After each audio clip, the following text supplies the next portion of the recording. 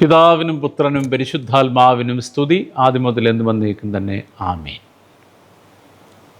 കർത്താവിൽ അനുഗ്രഹീതരെ, കഴിഞ്ഞ രണ്ടാഴ്ച നാം ശ്ലീഹ നോമ്പിനെ പറ്റിയും ശ്ലീഹന്മാരുടെ ജീവിതത്തെപ്പറ്റിയും അവർ നമുക്ക് നൽകുന്ന ആത്മീക മാതൃകകളെപ്പറ്റിയും ഒക്കെ ചിന്തിക്കുകയും പഠിക്കുകയുമായിരുന്നു. ഇന്ന് നാം ഇതിൻ്റെ ഒരു സമാപനത്തിലേക്ക് ഒന്നെത്തിയിരിക്കുന്നു. 12 ശ്ലീഹന്മാരുടെ ഓർമ്മ കഴിക്കുന്ന ദിവസമാണ് ജൂൺ 30.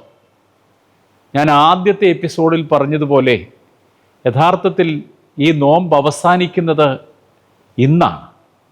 12 ശ്ലീഹന്മാരെയും അനുസ്മരിച്ച് നാം പ്രാർത്ഥന നടത്തുന്ന ഇന്നാണ് അതിൻ്റെ യഥാർത്ഥ സമാപനം ഉണ്ടാവേണ്ടത്.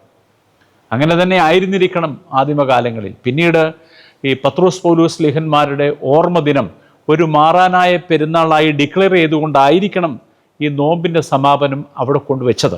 അതെന്തുമാവട്ടെ, ഇന്ന് നമ്മൾ 12 ശ്ലീഹന്മാരെ ഓർത്ത് പ്രാർത്ഥിക്കുന്ന ദിവസമാണ്. ഒരു വേദഭാഗം അതിനാധാരമായി വായിക്കുന്നു. വിശുദ്ധ മത്തായിയുടെ സുവിശേഷം 19-ാം അധ്യായത്തിൻ്റെ 28-ാം വാക്യം.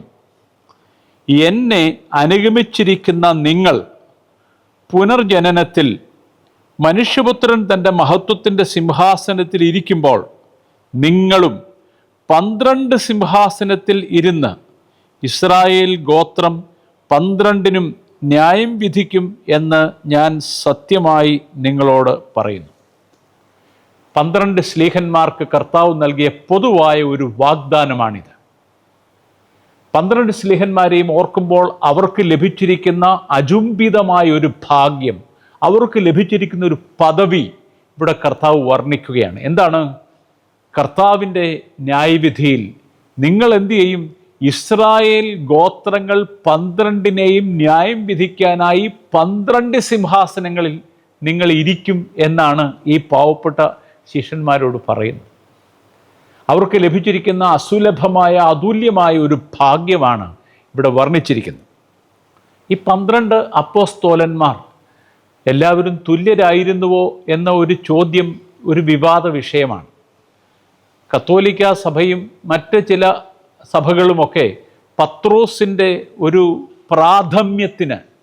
പ്രാമുഖ്യത്തിനല്ല പ്രാഥമ്യത്തിന് 1-ാം സ്ഥാനം കൊടുക്കാറുണ്ട്. നമ്മളങ്ങനെ പ്രൈമസി ഓഫ് പീറ്റർ എന്ന് പറയുന്ന ആ ഒരു കാര്യം നമ്മൾ അംഗീകരിക്കുന്നില്ല. എല്ലാ ശ്ലീഹന്മാരും തുല്യരാണ്. കർത്താവ് അവർക്ക് നൽകിയ അധികാരം തുല്യമാണ് എന്നാണ് ഓർത്തഡോക്സ് സഭകൾ പഠിപ്പിക്കുന്നത്. അതുകൊണ്ട് അപ്പോസ്തോലന്മാരുടെ ആ ഒരു ഓർഡറിൽ എല്ലാവരും ഈക്വലാണ്.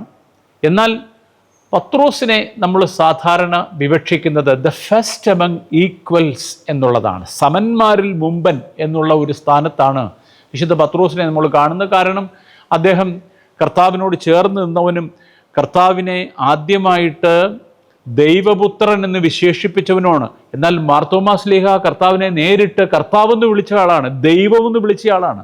ശ്ലീഹന്മാരിൽ ഇവർ 2 പേര് മാത്രമേ യഥാർത്ഥത്തിൽ കർത്താവിനെ നേരിട്ട് ദൈവപുത്രനെന്നും ദൈവം എന്നും വിളിച്ചിട്ടുള്ളൂ. ഒന്ന് പത്രോസും മറ്റേത് മാർത്തോമാ ശ്ലീഹായുമാണ്. ഏതാണെങ്കിലും ഈ ശ്ലീഹന്മാർക്ക് കർത്താവ് അധികാരങ്ങളും പദവികളും വിഭജിച്ച് കൊടുക്കുമ്പോൾ എല്ലാവർക്കും ഒരുപോലെയാണ് കൊടുക്കുന്നത്. അതുകൊണ്ട് നമ്മൾ ഒരിക്കലും പ്രൈമസി ഓഫ് പീറ്റർ എന്ന ആ ഒരു വാദത്തെ അംഗീകരിക്കുന്നില്ല. പത്രോസിൻ്റെ പ്രാഥമ്യം നമ്മൾ അംഗീകരിക്കുന്നില്ല.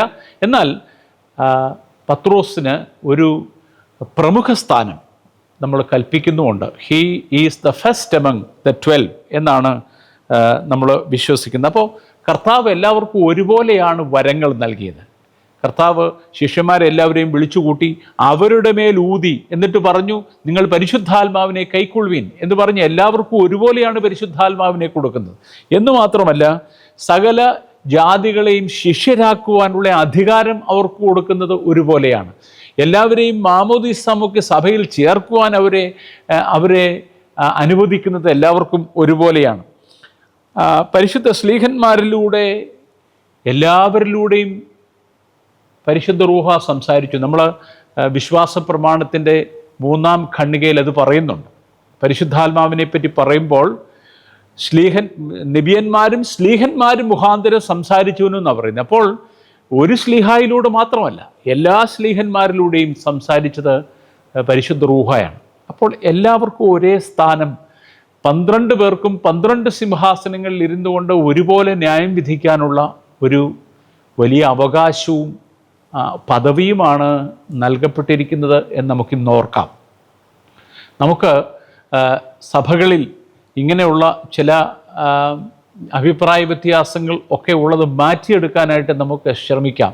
എല്ലാ സഭകളെയും മാനിക്കുവാൻ, എല്ലാ ശ്ലീഹന്മാരുടെയും ആ ശ്ലീഹാത്വത്തെ അംഗീകരിക്കുവാൻ, ഓരോ സഭയുടെയും ശ്ലൈഹിക പാരമ്പര്യത്തെ മാനിക്കുവാൻ ഒക്കെ നമ്മളിന്ന് പഠിക്കേണ്ടതാണ്.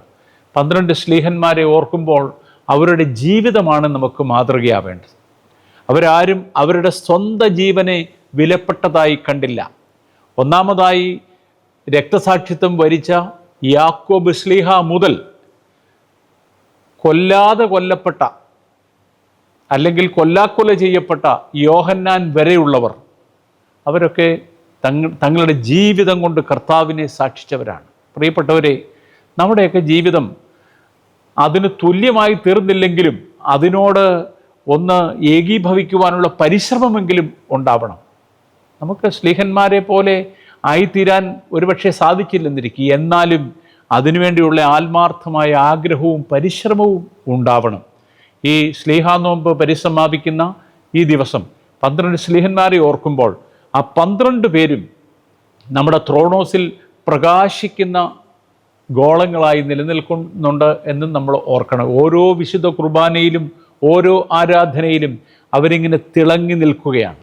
നമ്മുടെ കർത്താവ് നടുവിൽ നിൽക്കുന്ന ആ മരക്കുരിശിലൂടെ സിംബലൈസ് ചെയ്യപ്പെടുമ്പോൾ 12 മെഴുകുതിരികൾ ത്രോണോസിൽ കത്തിച്ചു വെച്ചിരിക്കുന്നത് 12 ശ്ലീഹന്മാരെ ഓർമ്മിപ്പിച്ചുകൊണ്ടാണ്. എല്ലാവരും ഈക്വലാണ്. അത്തരത്തിൽ ശ്ലീഹന്മാരുടെ സാന്നിധ്യം, സഭയിലുള്ള അവരുടെ വലിയ വെളിച്ചത്തിൻ്റെ ആ ഒരു കാര്യം, ഇതൊക്കെ നമ്മൾ ഓർത്തിരിക്കാം. ഈ ധൂപക്കുറ്റിയിൽ ഇങ്ങനെ കിലുങ്ങുന്ന മണികൾ 12ആണ്. ധൂപക്കുറ്റി വീശുമ്പോൾ ആ മണികളെല്ലാം കിലുങ്ങണമെന്നാണ്. എന്താ അതിൻ്റെ കാര്യം? പ്രാർത്ഥന നടക്കുമ്പോൾ അവിടെയും ശ്ലീഹന്മാരുടെ ശബ്ദം കിലുങ്ങിക്കൊണ്ടിരിക്കുന്നു. The ringing sound, the ringing voice of the apostles. അത് സഭയിൽ ഇപ്പോഴും നിലനിൽക്കുന്നു എന്നുള്ളത് നമ്മൾ വളരെയധികം സജീവമായി ചിന്തിക്കുന്ന വിഷയമാണ്. അത് ആരാധനയിലാണെങ്കിലും നമ്മുടെ പ്രേക്ഷിത വൃത്തിയിലാണെങ്കിലും സഭയുടെ സാക്ഷ്യത്തിലാണെങ്കിലും എല്ലാം ശ്ലീഹന്മാരുടെ ഈ വലിയ ജീവിത സാക്ഷ്യം നമ്മെ കൂടുതൽ നല്ല ജീവിതത്തിനായിട്ട് ഒരുക്കേണ്ടതാണ്. അത് മനസ്സിലാക്കി ഈ ദിവസത്തിൻ്റെ പ്രാധാന്യവും ഉൾക്കൊണ്ടുകൊണ്ട് നമുക്ക് മുന്നോട്ട് പോകാം. പരിശുദ്ധ ശ്ലീഹന്മാരുടെ പ്രാർത്ഥന നമുക്ക് കോട്ടയായിരിക്കട്ടെ എന്ന് ആശംസിച്ചുകൊണ്ട് നിർത്തുന്നു. എല്ലാവരെയും ദൈവം അനുഗ്രഹിക്കട്ടെ.